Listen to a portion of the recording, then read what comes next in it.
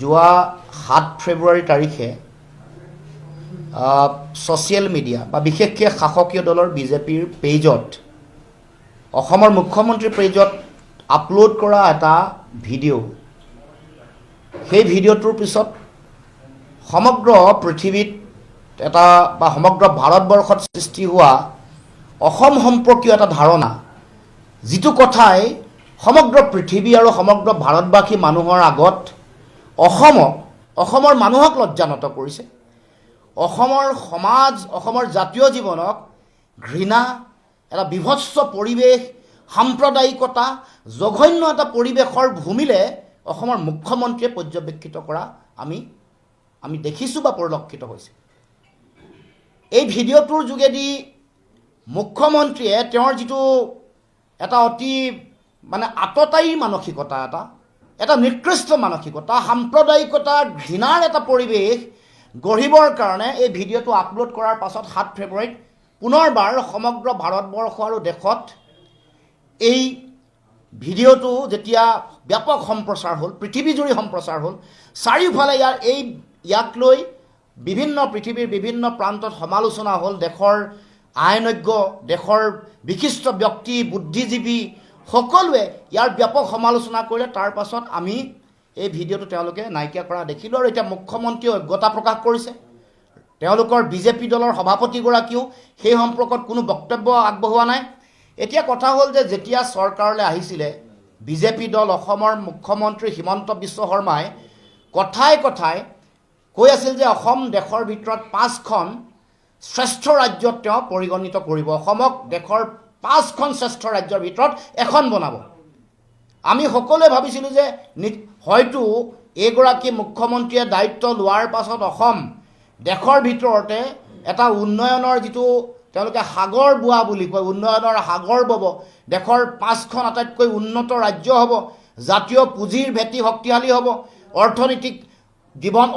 শক্তিশালী হ'ব, জীৱন ধাৰণৰ মানদণ্ড শক্তিশালী হ'ব, চাৰিওফালে সুশাসন, উন্নয়ন, শিক্ষা, স্বাস্থ্য, যোগাযোগ, কৃষি, অৰ্থনীতি, GSDP সকলোতে দেশৰ অন্যতম শ্ৰেষ্ঠ ৰাজ্যত পৰিণত হ'ব অসম। কিন্তু এতিয়া কৰিলে কি? এতিয়া মুখ্যমন্ত্ৰীয়ে এনেকুৱা এটা কাম কৰিলে, অসমৰ মুখ্যমন্ত্ৰী হিমন্ত বিশ্ব শৰ্মা এনেকুৱা এটা ভিডিঅ' আপলোড কৰি সমগ্ৰ ভাৰতবৰ্ষ বা পৃথিৱীৰ আগত অসম আৰু অসমবাসী ৰাইজক এনেকুৱা বেয়াকৈ লজ্জানত কৰিলে। সমগ্ৰ পৃথিৱীৰ জনগণে ভাবিছে যে যিগৰাকী মুখ্যমন্ত্ৰীয়ে এখন ৰাজ্যৰ শাসন কৰি আছে, সেইগৰাকী মুখ্যমন্ত্ৰীৰ মানসিকতাই ভাবিছে যে অসমৰ জনগণৰ মানসিকতাও এনেকুৱা ধৰণৰ বৰ্বৰ, জঘন্য, অধম, নিকৃষ্ট, সংস্কৃতিহীন এটা জাতি সত্তাৰ তেওঁ মুখ্যমন্ত্ৰীৰ দায়িত্ব লৈ আছে। গতিকে এই গোটেই কথাটোৰ আমি যেতিয়া ইয়াৰ ভয়াৱহ প্ৰতিক্ৰিয়া দেখিছোঁ, আমি এই বিষয়টো উত্থাপন কৰিব খুজিছোঁ। যি সময়ত তেওঁ যোৱা 25টা বছৰ তেওঁ শাসনতে আছে, তেওঁ পাৱাৰত আছে, তেওঁ কংগ্ৰেছৰ চৰকাৰৰ 15 বছৰ শাসনৰ 13 বছৰতকৈ বেছি কাল তেওঁ মন্ত্ৰীৰ দায়িত্ব আছিল। এক প্ৰকাৰ ক'ব গ'লে মুখ্যমন্ত্ৰী নহয়, তেওঁ ছুপাৰ CM আছিল, এনেকুৱা দপ্তৰ কিছুমানৰ দায়িত্বত আছিল। এতিয়া 10 বছৰ তেওঁ 5 বছৰ মুখ্যমন্ত্ৰী হোৱা নাই, গুৰুত্বপূৰ্ণ দায়িত্ব, সেই 5 বছৰ ছুপাৰ CM আৰু এতিয়া মুখ্যমন্ত্ৰী। এই 25টা বছৰ তেওঁ শাসনত থকাৰ পাছত, তেওঁ পাৱাৰত থকাৰ পাছত যিবোৰ দায়িত্ব তেওঁ লৈছিল, যিবোৰ মন্ত্ৰিত্বৰ দায়িত্ব লৈছিল, যেনে শিক্ষা, স্বাস্থ্য, গড় কাপ্তানি, এই গোটেই বিভাগবোৰৰ দায়িত্ব লোৱাৰ পাছত আপোনালোকে সকলোৱে দেখিব যে যি সময়ত দেশৰ 5খন শ্ৰেষ্ঠ ৰাজ্য হ'ব লাগে, সেই সময়ত অসমত ৰাজহুৱা খণ্ডৰ শিক্ষানুষ্ঠান, বিদ্যালয় প্ৰায় 9,000 পৰা 11,000 বন্ধ হৈছে। 9,521টাৰ পৰা 11,000 বিদ্যালয়, ৰাজহুৱা খণ্ডৰ বিদ্যালয় বন্ধ হৈছে। যদি কিবা উন্নতি কৰিছে কেৱল মাত্ৰ তেতিয়াহ'লে উত্তৰ পূৰ্বাঞ্চলৰ আটাইতকৈ দামী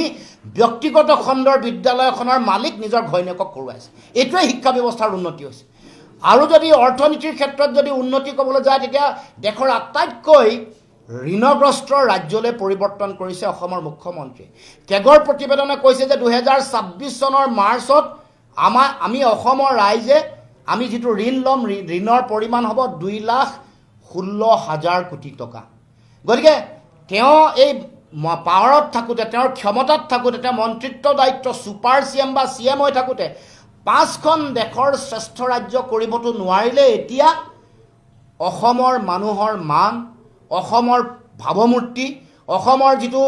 এটা আমাৰ যিসকল উপৰি পুৰুষে অসমখনত এটা অতি সংস্কৃতিবান সমন্বয়ৰ অসম হিচাপে গঢ়ি থৈ গৈছিল। চাওলুং চুকাফা, মহাৰাজ নৰনাৰায়ণ মহাপুৰুষ, শ্ৰীমন্ত শংকৰদেৱ, মাধৱদেৱ, অনিৰুদ্ধদেৱ এইসকলে অসমখনক যেনেধৰণে সমন্বয়, সংস্কৃতি, সাহিত্য আৰু ঐতিহ্যৰ এটা সৰ্বাংগ সুন্দৰ পৰিৱেশ আৰু এক সমাজ গঢ়ি থৈ গৈছিল, তাৰ বিপৰীতে মুখ্যমন্ত্ৰীৰ এই কৰ্মকাণ্ডই এই ভিডিঅ'টো আপোনালোকে সকলোৱে দেখিছে, য'ত মুখ্যমন্ত্ৰীয়ে এগৰাকী উন্মাদ মানুহৰ দৰে গুলিয়াই গৌৰৱ গগৈ ডাঙৰীয়াক গুলিয়াইছে, কাষত এগৰাকী মুছলমান মানুহ আছে, গুলিয়াই তেওঁৰ বুকুত গুলিয়াই দিয়া হৈছে আৰু হত্যা কৰা হৈছে। এই কথাটোৱে কি প্ৰকাশ কৰে? এই কথাটোৱে এগৰাকী মুখ্যমন্ত্ৰীৰ উন্মাদনা, এগৰাকী মুখ্যমন্ত্ৰীৰ সাম্প্ৰদায়িক মানসিকতা, নিকৃষ্ট মানসিকতা, যিটো কথাই সমগ্ৰ ভাৰতবৰ্ষৰ পৃথিৱীত ব্যাপকভাৱে প্ৰভাৱিত কৰিছে। আপোনালোকে দেখিব যে আমি সততে যিবোৰ মিডিয়াৰ কথা গুডি মিডিয়া বুলি আগতে আমি কৈ থাকোঁ, এতিয়া গুডি মিডিয়াবোৰেও কিন্তু তেওঁ এই কথাটোত প্ৰশ্ন উত্থাপন কৰিছে, এই বিষয়টো অৱতাৰণা কৰিছে। আনকি বিজেপিৰ লগত আটাইতকৈ একেবাৰে ওচৰ সম্পৰ্ক থকা বিজেপিৰ এটা সময়ত এডভকেচি কৰা অৰ্ণৱ গোস্বামীও কিন্তু অসমৰ মুখ্যমন্ত্ৰীক এই বিষয়টোক প্ৰশ্ন উত্থাপন কৰিছে, প্ৰশ্নবান কৰিছে আৰু মুখ্যমন্ত্ৰী একেবাৰে মাত মাতিব পৰা নোৱাৰা অৱস্থা হৈছে। আপোনালোকে জানি আচৰিত হ'ব যে সমগ্ৰ পৃথিৱীত America, France, Austria, Netherland, Russia, চীন আৰু সমগ্ৰ আৰৱ উপমহাদেশখনৰ প্ৰতিটো সংবাদ মাধ্যমতে এই বিষয়বোৰ উত্থাপন হৈছে। এই বিষয়টো বিবিচিৰ দৰে বিভিন্ন সংবাদ মাধ্যম এইবোৰত উত্থাপন কৰিছে। আৰু তাতকৈ ডাঙৰ কথাটো হ'ল পৃথিৱীৰ বিভিন্ন প্ৰান্তত থকা যিবোৰ গ্ল'বেল ইনফ্লুৱেঞ্চাৰ বুলি কয়, যিবোৰে অতি সমাজত প্ৰভাৱ পেলাব পাৰে, তেওঁলোকেও এই গোটেই কথাটোৰ বিৰোধিতা কৰি তেওঁলোকে ভিডিঅ' বনাইছে, ব্লগিং কৰিছে, ব্লগিং কৰি ইউনাইটেড নেশ্যনছকো তেওঁলোকে টেগ কৰিছে। তাৰমানে অসমৰ সমাজ, অসমৰ জাতীয় জীৱনৰ সাংস্কৃতিক ঐতিহ্য, আমাৰ পৰম্পৰা, আমাৰ সংস্কৃতি সকলোকে সমগ্ৰ পৃথিৱীৰ আগত লজ্জানত কৰিছে। এইবোৰ কথাৰ অসমৰ মুখ্যমন্ত্ৰীয়ে উত্তৰ দিব লাগিব। এতিয়া চলে বলে কোৱা কথাৰে মই নাজানো, মই গম নাপাওঁ, এনেকুৱা ধৰণৰ কথা বতৰাই তেওঁ মনে মনে থাকিব নোৱাৰিব, ইয়াৰ পৰা আঁতৰিব নোৱাৰিব। বিজেপিৰ ৰাজ্যিক সভাপতি তেওঁলোকে ইয়াৰ পৰা আঁতৰত থাকিব নোৱাৰিব। আমাৰ অসমৰ মানুহক এনেকৈ লজ্জানত কৰা, এনেকুৱা ধৰণৰ এটা পৰিৱেশৰ তেওঁলোকে প্ৰতিনিধিত্ব কৰোৱা এই যিটো কথা, ইয়াৰ বিৰুদ্ধে এই বিষয়টোৰ সম্পৰ্কত তেওঁলোকৰ পৰা আমি স্পষ্টীকৰণ আমি বিচাৰিছোঁ। আৰু যি সময়ত দেশৰ প্ৰধানমন্ত্ৰী বিশ্বগুৰু হোৱাৰ কথা কৈ থাকে, যি সময়ত সমগ্ৰ পৃথিৱীৰ বিভিন্ন মুছলিম ৰাষ্ট্ৰ, বিভিন্ন খ্ৰীষ্টিয়ান ৰাষ্ট্ৰলৈ গৈ দেশৰ প্ৰধানমন্ত্ৰী নৰেন্দ্ৰ মোদী ডাঙৰীয়াই বিভিন্ন ধৰণে তেওঁলোকৰ লগত আলোচনা কৰি থাকে, বিভিন্ন ধৰণে তেওঁলোকৰ লগত ব্যৱসায়িক সম্পৰ্ক, কূটনৈতিক সম্পৰ্ক স্থাপন কৰিবৰ কাৰণে আলোচনা বিলোচনা যি সময়ত চলি আছে, সেই সময়ত দেশৰ প্ৰধানমন্ত্ৰীকো আচলতে অসমৰ মুখ্যমন্ত্ৰীৰ কৰ্মকাণ্ডই তেওঁকো হলঠেকত পেলাইছে। যি সময়ত 7 ফেব্ৰুৱাৰীত এই ভিডিঅ'টো গুলিয়াই থকা ভিডিঅ'টো যি সময়ত তেওঁলোকে আপলোড কৰিছিল, সেই সময়ত দেশৰ প্ৰধানমন্ত্ৰী নৰেন্দ্ৰ মোদী ডাঙৰীয়াই মালয়েছিয়াৰ প্ৰধানমন্ত্ৰীৰ লগত তেওঁলোকৰ আলোচনাত লিপ্ত হৈ আছিল, আলোচনাত তেওঁ অংশগ্ৰহণ কৰিছিল। সেই সময়ত মালয়েছিয়াৰ প্ৰধানমন্ত্ৰীৰ লগত তেওঁ আলিংগন কৰিছিল। যি সময়ত এই ভিডিঅ' আপলোড কৰা হৈছিল, সেই সময়ত নতুন দিল্লীত আৰৱৰ সকলো বৈদেশিক মন্ত্ৰীৰ লগত আলোচনাত মিলিত হৈ আছিল দেশৰ বৈদেশিক মন্ত্ৰী। গতিকে এই গোটেই কথা বতৰাবোৰে কেৱল মাত্ৰ অসমৰ মান মৰ্যাদা সন্মান যে নষ্ট কৰিছে এনেকুৱা নহয়, দেশৰ প্ৰধানমন্ত্ৰী, দেশৰ কূটনৈতিক সম্পৰ্ক, দেশৰ যিটো বিভিন্ন বৈদেশিক যি সম্পৰ্ক আছে, বাণিজ্যিক যি সম্পৰ্ক আছে, তাতো ব্যাপক প্ৰভাৱ পেলোৱা পৰিলক্ষিত হৈছে। আৰু এই বিষয়টো ৰাজ্যবাসীক সমগ্ৰ দেশৰ আগতে আমাক লাজত পেলোৱা এটা পৰিৱেশ সৃষ্টি হৈছে। গতিকে আমি এই গোটেই কথাটোৰ আমি আচলতে স্পষ্টীকৰণ বিচাৰিছোঁ। দেশৰ প্ৰধানমন্ত্ৰী, দেশৰ ৰাষ্ট্ৰপতিলৈ এই বিষয়টো আমি আগবঢ়াই লৈ যাম। বিশেষকৈ আমাৰ ভাৰতবৰ্ষৰ যিবোৰ মিডিয়া, নিউজ 18, ইণ্ডিয়া টুডে,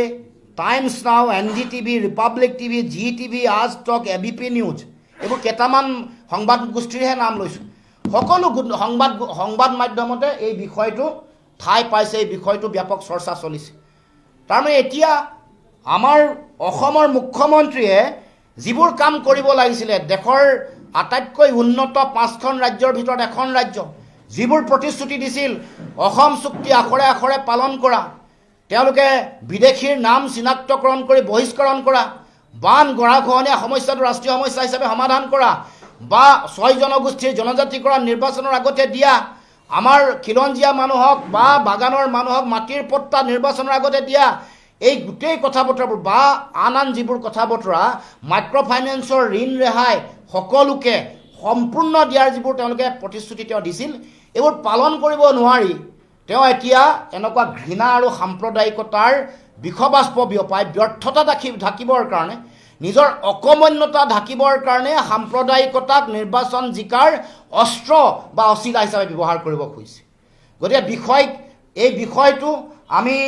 দেশৰ ৰাষ্ট্ৰপতি আৰু প্ৰধানমন্ত্ৰীলৈ আমি আগন্তুক দিনসমূহত এই বিষয়টো প্ৰেৰণ কৰিম আৰু ইতিমধ্যে যিহেতু গোটেই বিষয়টো জনাজাত হৈছে দেশৰ প্ৰধানমন্ত্ৰী আৰু ৰাষ্ট্ৰপতিয়ে বা গৃহ মন্ত্ৰণালয়ে তেওঁলোকেও এই ক্ষেত্ৰত বিহিত ব্যৱস্থা ল'বৰ কাৰণে মই আহ্বান জনাম প্ৰথম অসমৰ মুখ্যমন্ত্ৰীয়ে এই কথাটো ক্লিয়াৰ কৰিব লাগে অসমৰ ৰাইজৰ আগত স্পষ্টীকৰণ দিব লাগে অসমৰ ৰাইজক আমি অসমৰ ৰাইজৰ হৈ বিষয়টো জবাবদিহি কৰিছোঁ যে এই এনেকুৱা নিকৃষ্ট ঘৃণনীয় কাণ্ডৰ যোগেদি অসমবাসী ৰাইজক বিশ্বৰ আগত ভাৰতবৰ্ষৰ আগত লজ্জানত কৰাৰ অধিকাৰ অসমৰ মুখ্যমন্ত্ৰী নাই এই কথা আপুনি জবাবদিহি হ'ব লাগিব এটা সময়ত আপোনাক বিভিন্ন কথাত বিভিন্ন হত্যাৰ গোচৰত অভিযুক্ত কৰিছিল আপোনাক হত্যাকাণ্ডৰ লগত জড়িত হোৱা বুলি কটন বিশ্ববিদ্যালয় সেই সময়ৰ মহাবিদ্যালয় কোনোবা ব্যক্তিৰ হত্যাৰ লগত আপোনাৰ নাম সাঙুৰ খাই পৰিছিল এটা সময়ত আপুনি সাধাৰণ সম্পাদক কটন মহাবিদ্যালয়ৰ সাধাৰণ সম্পাদক হৈ থাকোঁতে ৰাইজে কৈছিল যে আপুনি পিষ্টল লৈ উন্মুক্তভাৱে ঘূৰি ফুৰিছিল পিষ্টল দেখুৱাই তেওঁ সেই সময়ত আলফা ছালফাৰ নাম লৈ ধন সংগ্ৰহ কৰাৰ কথাও উল্লেখ কৰিছিল এতিয়া এইবোৰ আপোনালোকৰ ছ'চিয়েল মিডিয়াই আপোনালোকে এইবোৰ প্ৰচাৰ কৰা এইবোৰ গোটেই ভিডিঅ' এইখন ছবি চাওকচোন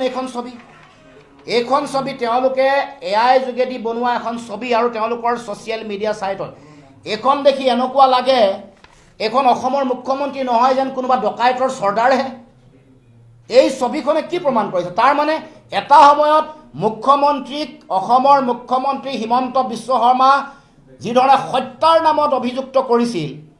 যেনেকৈ কটন বিশ্ববিদ্যালয়ত কটন মহাবিদ্যালয়ত সেই সময়ত বন্দুক লৈ উন্মুক্ত হস্তে ঘূৰি ফুৰাৰ কথা সেইটো সময়ত উল্লেখ কৰিছিল তেনেকৈ এই প্ৰতিচ্ছবিবোৰে সেই সময়ৰ তেওঁৰ যিটো ৰূপ মানুহক কেনেধৰণে মানে বন্দুক দেখুৱাই ভয় ভাবুকি খোৱা বা হত্যাৰ দৰে মানে বিষয়বোৰ আলোচনা তেনেকুৱা ধৰণৰ এটা প্ৰতিচ্ছবি কথা মানুহৰ মাজলৈ আহে আমাক মনত পেলাই দিয়ে গতিকে আমি এই যিবোৰ কথাৰ যোগেদি যিবোৰ কামৰ যোগেদি অকমন্যতা ঢাকিবৰ কাৰণে নিৰ্বাচনত জয়লাভ কৰিবৰ কাৰণে যিধৰণে সাম্প্ৰদায়িকতাক অস্ত্ৰ হিচাপে ব্যৱহাৰ কৰিছে ঘৃণাক তেওঁ অস্ত্ৰ হিচাপে ব্যৱহাৰ কৰিছে আৰু নিজৰ যিবোৰ কাম কাজ যিবোৰ প্ৰতিশ্ৰুতি তেওঁ পালন কৰিব একোৱে কৰিব নোৱাৰিলে উন্নয়নৰ নামত ফটা ঢোল বজাই 98% কৃষিভূমিত জলসিঞ্চনৰ ব্যৱস্থা কৰিম বুলি কৈছিলে কৰিব নোৱাৰিলে কৃষকসকলৰ আয় দুগুণ হোৱাৰ কথা আছিলে নকৰিলে মূল্যবৃদ্ধি নিয়ন্ত্ৰণ কৰিম বুলি কৈছিলে নাই কৰা বিদ্যুতৰ মাচুল হ্ৰাস কৰাৰ কথা আছিলে বৃদ্ধি কৰিলে গতিকে এই সকলো ধৰণৰ ব্যৰ্থতা ঢাকিবৰ কাৰণে কাৰণ উন্নয়নৰ কাৰ্ড যদি তেওঁলোকে যদি উন্নয়নেই কৰিছে তেওঁলোকে যদি ভাল কামেই কৰিছে সেইবোৰ লৈয়ে জনগণৰ মাজলৈ যাব পাৰিব লাগিছিলে যেতিয়া এই বিষয়বোৰ ওলালে তেখেতৰ পত্নীৰ মাটিৰ কেলেংকাৰী হাজাৰ বিঘা মাটিৰ কেলেংকাৰী বাগানৰ কথা